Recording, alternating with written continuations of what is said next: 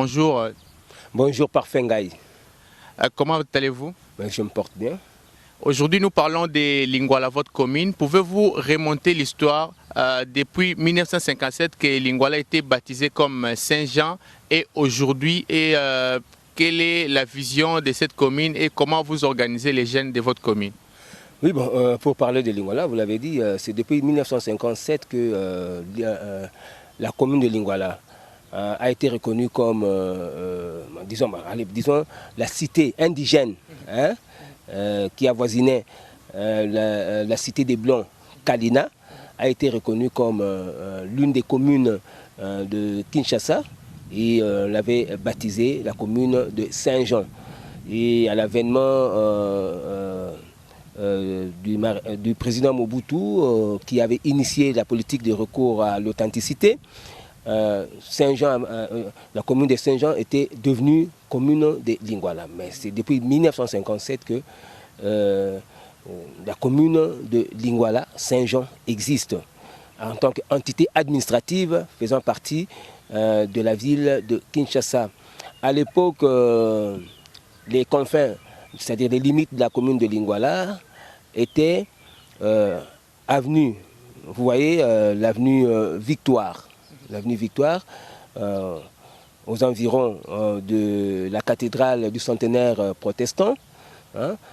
Vous prenez ça à partir de l'avenue Pierre Moulélé aujourd'hui, ex-Libération, ex-24 novembre.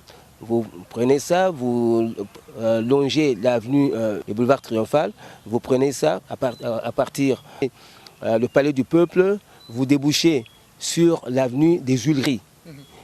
C'est-à-dire au croisement avenue des Huileries et boulevard Triomphal, vous prenez à gauche l'avenue des Huileries, vous remontez l'avenue des Huileries jusqu'au croisement de l'avenue des Huileries et de l'avenue Mont-des-Arts. C'était ça les confins, c'est-à-dire les limites de la commune de Lingwala à l'époque. Et après, on a décidé que la commune de Lingwala se termine au niveau de l'avenue de la Gombe sur l'avenue du 24 novembre. Et puis les gens se posent souvent la question de savoir pourquoi on dit que la cathédrale Notre-Dame du Congo appartient à la commune de Lingwala, alors que géographiquement parlant, la cathédrale se trouve sur le territoire de la commune de la Gombe. Ça, c'est un découpage administratif. Parce qu'à l'époque, comme je l'ai dit, Lingwala reprenait tout ça. Vous comprenez? Donc vous vous souvenez, alors quand on avait fait un nouveau découpage administratif, on avait décidé que la cathédrale Notre-Dame du Congo appartienne à la commune de Lingwala, parce que bon nombre des fidèles de cette paroisse, de la cathédrale Notre-Dame du Congo, viennent de la commune de Lingwala. Vous comprenez? Mais on a laissé les deux écoles primaires, des garçons et des filles, à la commune de la Gombe, et puis le site qui appartient, c'est-à-dire l'Institut technique professionnel de la Gombe, ça aussi est resté à la commune de la Gombe, et puis l'Académie des Beaux-Arts est restée à la commune de la Gombe, ouais, donc c'est ça. Donc, mais la cathédrale appartient administrativement à la commune de Lingwala. Voilà, quels sont les grands repères qu'on peut retrouver dans cette commune de Lingwala? Et vous pouvez donner l'histoire de ces repères, par exemple la cité dont nous sommes en train de tourner, la cité de la RTNC, là où nous travaillons, comment ça a été construit, parce que c'était en votre présence en tant que natif. Oui, nous on était des enfants, on était des enfants. Ici, ce site-là s'appelait le cimetière sans fil. Nous, enfants, on l'a vu désaffecté, c'est-à-dire qu'on n'enterrait plus les morts sur ce site. Parce qu'on jouait de temps en temps au football au terrain de la RTNC, au terrain de football de la RTNC, mais nous, on l'appelait terrain au cal. Vous comprenez? Parce que moi, j'ai étudié à l'école primaire Notre-Dame du Congo, on l'appelait à l'époque Sainte-Marie. Et puis, vous voyez l'hôpital de référence qu'on appelle Vijana ici. Ça, c'était notre dispensaire à l'époque. C'est-à-dire qu'un élève là-bas, quand on avait un peu de fièvre, on tombait malade à l'école, les premiers soins nous étaient prodigués ici, au centre médical Vijana. Vous comprenez, c'est là. Alors, c'est un milieu qu'on fréquentait, parce qu'on jouait au football là-bas. Parce que le terrain de football, il y avait le terrain OCAL, le terrain de HB, qui était devenu PLZ à l'époque, aujourd'hui PLC. Eh bien, il y avait un terrain juste derrière l'Académie des Beaux-Arts, sur l'avenue de la Science, qu'on appelait le terrain du PEM, et puis il y avait le terrain de football du camp de Fungula. Voilà, donc voilà. Ici c'était le site du cimetière sans fil qui était désaffecté à l'époque. Et puis ici derrière, vous voyez, derrière la station Total, il y avait un camp des magistrats là-bas, qui n'avait que 10 maisons. Nous voyons quand on construisait ça. Je crois que la construction de la cité de la voie du Zaïre avait commencé au même moment que la construction de l'immeuble Sozacom, je crois. C'était au début des années 70. Et la commune de Lingwala, vous l'avez dit, c'est tout près de Kalina, qui est aujourd'hui Gombe. Quelles étaient vos relations, les jeunes de Lingwala et les jeunes de Kalina, qui était une cité des Blancs? Oui, d'abord, à l'époque, c'était la cité des Blancs. Parce que nous, quand on grandissait, vous voyez, Kalina ressemblait à l'Europe. Ouais. Quand on allait là-bas, mais on ne voyait que des Blancs. Des Blancs qui se promenaient avec leurs chiens, surtout les dimanches, et tout ça. Et... Non, mais c'était très propre, très très propre. Et après, bon, on a ouvert Kalina à nous, autochtones, c'est-à-dire à nous, habitants de la ville de Kinshasa, pour ne pas dire aux Noirs, quoi. Donc, et voilà, mais on avait de très bonnes relations avec les jeunes de Kalina, parce que bon nombre d'entre eux aussi venaient de la cité. Hein? Ils venaient soit de la commune de Saint-Jean, de la commune de Barumbu, ou de la commune de Gitambo, parce que c'était des communes qui avoisinaient la cité des Blancs, qui avoisinaient Kalina. On avait des relations, on se rencontrait dans les écoles, on étudiait dans les mêmes écoles, hein, et tout ça, Sainte-Marie, hein, et puis Bosembo, Boboto et tout ça, et Collège Elikia, hein, vous comprenez? Donc on se rencontrait et puis on avait des relations durant les vacances. Bon nombre de nos aînés organisaient des championnats de football sur les terrains de football que j'ai cités tout à l'heure. D'ailleurs, nous, on était affiliés à un championnat qui se déroulait régulièrement au camp de Fungula. Et là, ils sont sortis de grands joueurs. Hein. Je ne sais pas si Comme vous avez connu Kalonda Turbo, hein, qui avait joué dans DSMP à l'époque. Il y avait également Pangyangani, Tita, avec qui nous avons joué au camp de Fungula. Et puis il y avait aussi Kuba qui était également libéraux de DSMP. Il y avait un joueur Lunguila, hein, Nsimba, qui lui était angolais, mais qui avait évolué au camp de Fungula là-bas. Quand il est allé en Angola, il a joué même à l'équipe nationale de l'Angola. Donc c'était des personnes avec qui nous avons joué au football au camp de Fungula et au camp PLC. Donc voilà un peu. Donc, on se rencontrait avec les jeunes de Kalina parce qu'eux aussi venaient participer à ces championnats-là. Ils avaient leurs équipes et tout ça. Et on se rencontrait. À l'école, on se rencontrait sur le terrain de football. Et quand on a grandi encore davantage, on a commencé à faire la musique. On se rencontrait à la Gombe ici. Il y avait Touchik Gombe. Chez nous, il y avait des orchestres comme Soweto, Ouga. Parce que nous avons succédé à nos aînés à Lingwala ici. Il y avait des orchestres comme Festival des Égalés, avec notre aîné Justin Bayala, les Zéphyrs avec Alain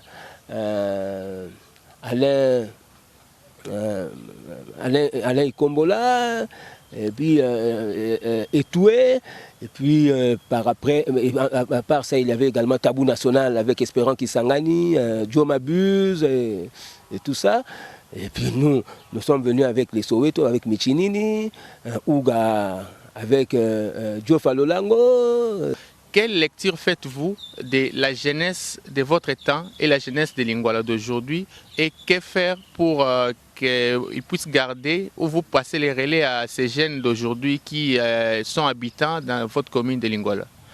En tout cas, moi, par Fengaï, je te dirais que, à part l'éducation qu'on recevait à la maison, puis l'encadrement qu'on avait à l'école, on nous encadrait dans ces mouvements-là.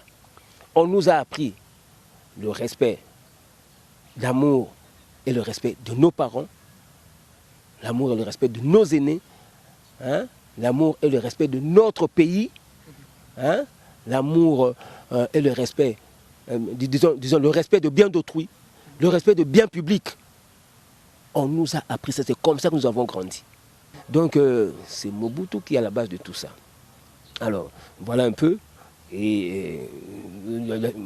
nous sommes arrivés jusqu'à aujourd'hui. Il y a eu plusieurs gouvernements qui se sont succédés, mais qui n'avaient aucun programme pour l'encadrement de la jeunesse et tout ça. Et même l'enseignement s'est dégradé et tout. Alors, les jeunes se sont retrouvés dans la rue. À notre époque, bon, quand on grandissait, on ne connaissait pas de phaseur. Quand on allait au centre-ville pour faire les achats avec nos parents et tout ça, on ne voyait pas les enfants de la rue, on ne voyait pas de phaseurs. On a commencé à parler des phaseurs après 1974, après, à cause de la politique des organisations qui avait échoué. Donc on a commencé à avoir des gens, d'ailleurs à l'époque on parlait de moineaux. Des enfants qui se retrouvaient dans la rue là, en train de mendier et tout ça. Et puis on a trouvé le terme phaseur, parce qu'à l'époque, les moineaux sortaient quand même dans la rue et rentraient à la maison. Mais après, on a constaté qu'ils passaient la nuit à la Belle Étoile au centre-ville. Ils avaient envahi le centre-ville et tout ça. Et voilà. On a parlé de balado plus tard, de grands voleurs au marché central de la Gombe là-bas. Et aujourd'hui, on parle de Koulouna. Donc, voilà un peu. Alors, que faire? On a été bien encadrés. Que faire en tant qu'encadreur des jeunes et journalistes socioculturels notables et bilinguales? Votre vision pour la jeunesse et l'encadrement des linguales, des jeunes de votre commune? On n'invente pas la roue. Moi, je crois qu'on n'invente pas la roue. L'État doit collaborer. L'État doit collaborer avec les églises dites traditionnelles. Moi, je crois. On doit remettre entre les mains des prêtres catholiques, entre les mains des pasteurs protestants, entre les mains des pasteurs kimbanguistes, entre les mains, je ne sais pas moi, des mualims musulmans, l'encadrement de la jeunesse. Vous comprenez? Et puis, il faut qu'on puisse apporter des réformes dans notre enseignement. Il faut qu'on puisse apporter des réformes des réformes profondes qui feront que les enfants, dès le bas âge, aillent à l'école. On parle de la gratuité de l'enseignement, on a commencé à parler de la gratuité de l'enseignement primaire dans notre pays depuis toujours, mais cela n'est pas effectif. Pourquoi? On doit voir ça, on doit revoir ça. Tous les enfants en âge de scolarité, c'est-à-dire à partir de 6 ans, doivent aller à l'école. L'enseignement doit être une obligation. Oui, une obligation, et puis l'enseignement primaire doit être gratuit, pour qu'enfin, tout enfant, même si ses parents n'ont pas de moyens pour l'envoyer à l'école, puisse étudier, puisse avoir une base. Et il faut que les enseignants soient bien payés. Et puis ce n'est pas n'importe qui doit enseigner. Les enseignants doivent être bien formés. L'UPEN qu'on a transformé en université aujourd'hui, c'était à l'époque IPEN, l'Institut pédagogique national, c'est là qu'on formait les enseignants. Aujourd'hui c'est devenu une université, je n'en disconviens pas, mais il faut qu'il y ait la faculté des sciences de l'éducation pour former les éducateurs. Il faut qu'on puisse continuer à former des enseignants, de véritables enseignants. Il ne faut pas qu'on puisse nous envoyer aux écoles des personnes qui n'ont même pas fait la pédagogie, qui ne connaissent rien de la pédagogie et qui parlent mal, qui écrivent mal comme enseignants. Parce que nous, on a eu de très bons enseignants. On a eu de très bons enseignants parce qu'il y avait de la rigueur dans le recrutement. Les écoles privées qui pullulent aujourd'hui dans le pays. Mais il faut que le ministère de l'enseignement primaire, secondaire et professionnel puisse veiller à ce que ces écoles-là soient viables avec des enseignants bien formés, des enseignants qualifiés, bien formés. Et en dehors de l'école, il faut que l'Église aussi puisse jouer son rôle d'encadrement de la jeunesse. Vous comprenez? C'est très très nécessaire. On n'invente pas la roue. L'État doit collaborer avec l'Église. Moi je dis les églises traditionnelles, parce que nous on a étudié dans des écoles construites par les prêtres catholiques. Ils ont investi dans l'éducation. Contrairement aux églises de réveil aujourd'hui, on ne voit rien. Ils font que rançonner les fidèles et tout ça, on ne voit rien, ils n'investissent pas dans le social. Non mais c'est pas normal. L'État doit collaborer avec les églises traditionnelles que je vais citer ici. L'église catholique, l'église protestante, l'église kimbanguiste, l'église musulmane. Oui mais l'armée du salut et tout ça, vous comprenez? Il faut que les chefs de quartier, les bourgmestres, puissent travailler. Parce que mais ce sont tous les politiques. Parce que moi quand je me promène aujourd'hui à Lingwala, je vois parfois des jeunes gens en train de fumer dans la... Et d'ailleurs, je leur parle. Ils me connaissent. Même les Koulouna là, moi, quand je les rencontre dans la journée, là, ils m'approchent pour me demander de l'argent, je leur dis, je ne suis pas d'accord avec votre comportement. Oh, je n'ai pas la biso journaliste, tout ça, moi, je leur dis, Narolemba binoté, ce qui va changer. Vous allez comprendre. Maintenant, vous allez changer, en tout cas, vous êtes d'accord, on a binoté. Et puis, ça, c'est au vu et au su de tout le monde. Sous la barbe des parents, des jeunes gens en train de fumer du chanvre, les parents sont devenus irresponsables, défaitistes, c'est pas normal. Et puis le chef des quartiers est au courant de ça, le chef de rue est au courant de ça, mais aucune intervention. Le bourgmestre lui-même est au courant de ça, aucune intervention. Ce n'est pas normal. Les chefs de rue, les bourgmestres, les chefs de quartier, les bourgmestres doivent travailler, doivent veiller à ce que les jeunes ne fassent pas n'importe quoi. Il ne faut pas que les jeunes pensent qu'ils peuvent se comporter n'importe comment. Il ne faut pas que les jeunes pensent qu'ils sont au-dessus de la loi. Non. Et nous avons remarqué les marchés de Kalembelembe, qui est un marché municipal de cette commune de Lingwala, qui est en état de délabrement total. Nous ne savons pas, est-ce qu'il y a des autorités qui passent par là? Est-ce qu'ils ne sont pas au courant? Est-ce que les bourgmestres et vous les notables, comment, qu'est-ce que vous en dites? Vous êtes organisés pour voir les bourgmestres lui dire cet état-là, parce que ça peut apporter des épidémies et beaucoup de maladies. Oui, mais les gens qu'on a nommés comme bourgmestres aujourd'hui, mais ce n'est pas seulement le cas de Lingwala, on voit ça à travers la ville de Kinshasa. On n'a plus, c'est pas moi, mais je l'ai dit. Et puis ce marché-là a un administrateur. L'administrateur doit s'expliquer. Ce n'est pas normal. Mais je crois qu'il y a des gens qui passent là-bas pour élever la taxe sur l'environnement. Où passe cet argent-là? Où passe cet argent? Mais non. Et le bourgmestre doit s'expliquer. Pourquoi le marché n'est pas entretenu? C'est l'un des grands marchés municipaux de la ville de Kinshasa, ce marché de Kalembelembe là. Mais on l'a abandonné depuis longtemps. Nous, ça nous étonne. Que fait le bourgmestre? Ce n'est pas, non, je le dis, moi, je n'accuse personne parce qu'aujourd'hui à Kinshasa, disons en République démocratique du Congo, quand on dénonce le mal, alors souvent les responsables politiques croient qu'on les accuse. On ne vous accuse pas parce que, oui, on doit dénoncer, parce que, bon, mais c'est évident, ça se voit que le marché est négligé. L'administrateur du marché doit nous dire pourquoi le marché est négligé et où part la taxe qu'on prélève chaque jour sur l'environnement. Qu'est-ce qu'on fait avec cet argent-là? Pourtant, on devrait entretenir le marché. Vous comprenez? Oui. Alors là, je crois que c'est l'affaire du bourgmestre, c'est l'affaire de l'administrateur de ce marché-là. Merci Dieudonné Ngumba de nous avoir accordé cette interview.